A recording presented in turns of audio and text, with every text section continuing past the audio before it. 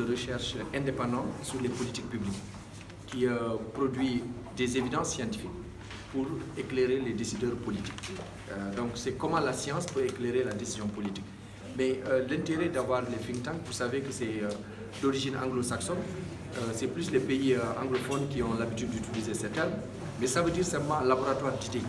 Comment aujourd'hui il est possible de réfléchir de la manière la plus approfondie avec les évidences les plus précises. Parce que souvent, ça devient ce que j'appelle souvent du vaxakhalat.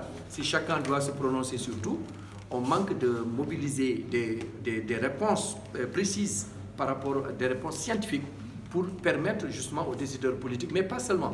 Parce que parfois aussi, c'est comment aider le secteur privé à disposer des informations, comment aider la société civile à mettre du plaidoyer ou de lobbying pour permettre peut-être de faire avancer un certain nombre d'informations. Aujourd'hui, en tant que centre de recherche que IPAR, que Jacques Faye, nous avons essayé de créer une dynamique, un écosystème pour que l'ensemble des institutions, que ce soit des universités, des laboratoires aussi citoyens, des laboratoires de recherche qui existent dans le pays, puissent se réunir et organiser ce qu'on appelle un réseau justement capable d'accompagner les décideurs politiques. Parce que souvent, ce qu'on voit, c'est que toutes nos politiques publiques, le plus souvent, on mobilise des expertises extérieures.